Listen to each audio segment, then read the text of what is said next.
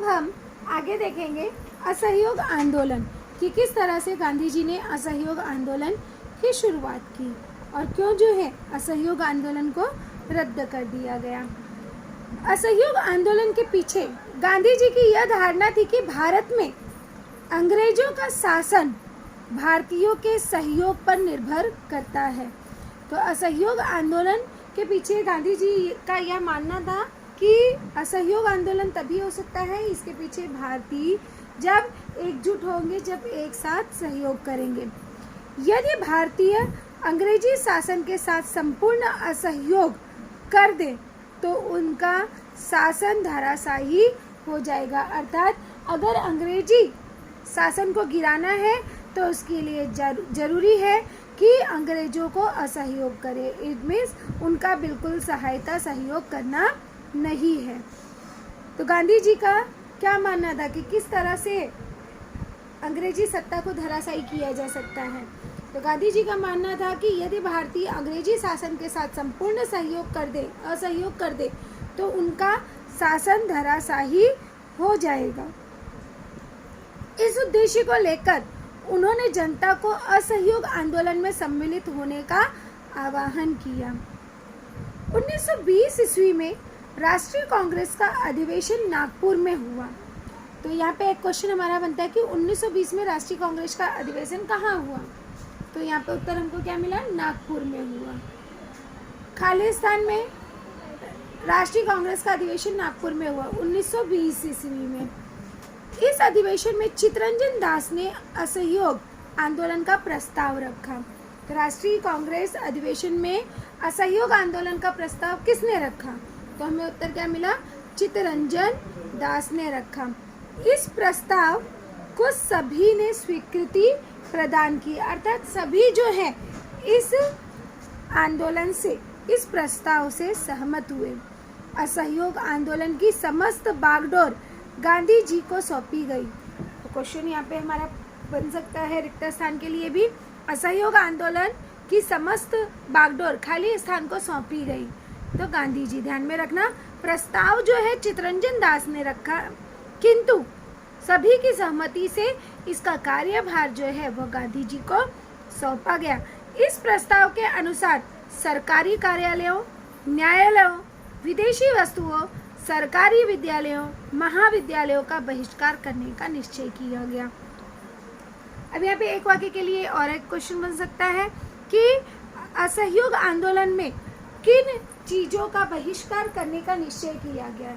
तो असहयोग आंदोलन में या असहयोग आंदोलन के प्रस्ताव के अनुसार सरकारी कार्यालयों, न्यायालयों, विदेशी वस्तुओं, सरकारी विद्यालयों, महाविद्यालयों का बहिष्कार करने का निश्चय किया गया। अब हम देखेंगे कि असहयोग आंदोलन की यात्रा किस तरह से रही। तो असहयोग आंदोलन की योजना के अनुसार पंडित मोतीलाल नेहरू, चित्तरंजन दास आदि विख्यात वकीलों ने न्यायालयों का बहिष्कार किया। तो यहाँ पर एक क्वेश्चन बनता है कि न्यायालयों का बहिष्कार किन लोगों ने किया।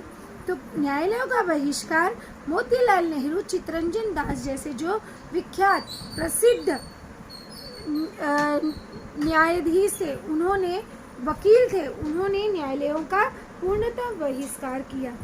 इस अवधि में विद्यालयों और महाविद्यालयों का बहिष्कार कर राष्ट्रीय शिक्षा की कल्पना को साकार करने का प्रयास किया गया। अनेक राष्ट्रीय विद्यालयों, महाविद्यालयों और विश्वविद्यालयों की स्थापना हुई। होने वाले चुनावों का भी यहाँ पर बहिष्कार किया गया। विदेशी वस्त्रों का बहिष्कार किया गया। विदेशी वस्त्रों को जलाया गया, उसके विरोध स्वरूप, उसका विरोध का प्रदर्शन करते हुए विदेशी वस्त्रों को जलाया गया। विदेशी वस्त्रों को बेचने वाली दुकानों के सामने धरने दिए गए, अर्थात वहाँ पर लोग जो हैं भारी मात्रा में एकत्रित हुए। फलतः विदेशी वस्त्रों का आयात कम हो गया। अब यहाँ पर कारण लिखो के लिए प्रश्न पूछा जा सकता है कि विदेशी वस्त्रों का आयात कम हुआ, असहयोग आंदोलन के कारण विदेशी वस्त्रों का आयात कम हुआ। तो यहाँ पे उसके प्रमुख कारण क्या थे कि विदेशी वस्त्रों का बहिष्कार किया गया। दूसरा कारण, विदेशी वस्त्रों को जलाया गया। तीसरा, विदेशी वस्त्रों को बेचने वाली दुकानों के सामने धरने दिए गए। फलतः या इस कारण विदेशी वस्त्रों का आयात कम हुआ। 1921 ईस्वी में मुंबई में आए प्रिंस ऑफ द वेल्स का स्वागत हड़ताल के साथ किया गया। तो यहाँ पे भी क्वेश्चन बनता है कि 1921 ईस्वी में मुंबई में कौन आया, तो प्रिंस ऑफ वेल्स आया और उसका स्वागत किस स्वरूप किया गया, तो यहाँ पर उसका स्वागत हड़ताल स्वरूप में किया गया।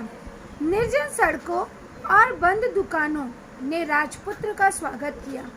यह आंदोलन असम की चाय बागानों से लेकर बंगाल के रेल कर्मचारियों तक फैल गया।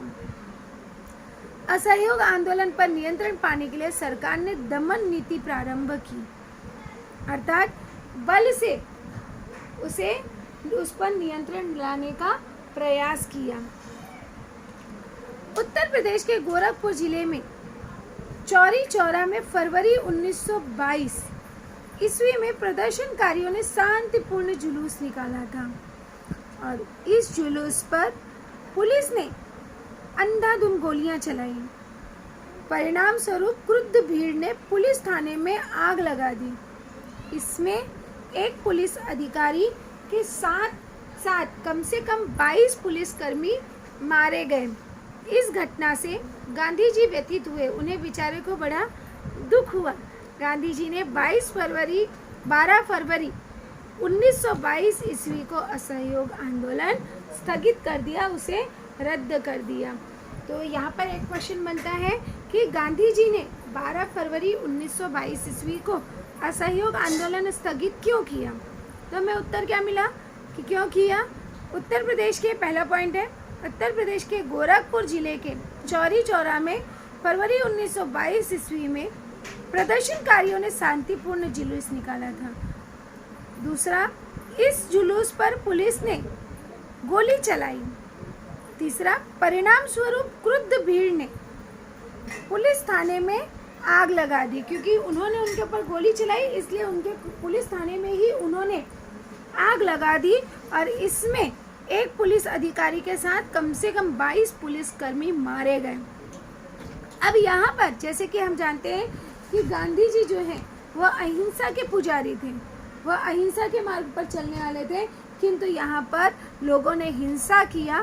परिणामतः गांधी जी ने 12 फरवरी 1922 को इसे स्थगित कर दिया। इसके बाद हम देखते हैं अगला एक सत्याग्रह, शायद आप जानते हो, मुलसी सत्याग्रह। असहयोग आंदोलन की अवधि में पुणे जिले की मुलसी तहसील में किसानों ने सरकार के विरुद्ध सत्याग्रह किया और इस सत्याग्रह का नेतृत्व सेनापति पांडुरंग महादेव बापट ने किया।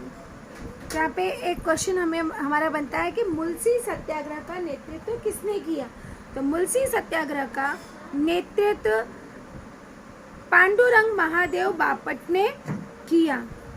इनके लिए उन्हें 7 वर्ष की सजा दी गई।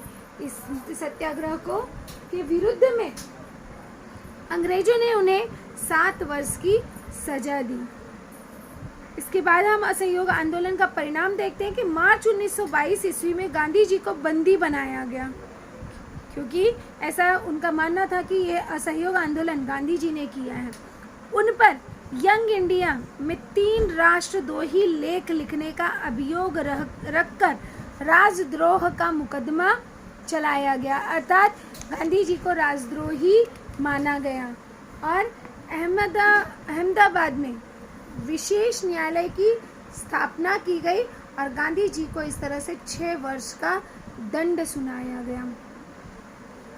कालांतर में स्वास्थ्य की शिकायत को लेकर गांधी जी को कारावास से रिहा किया गया।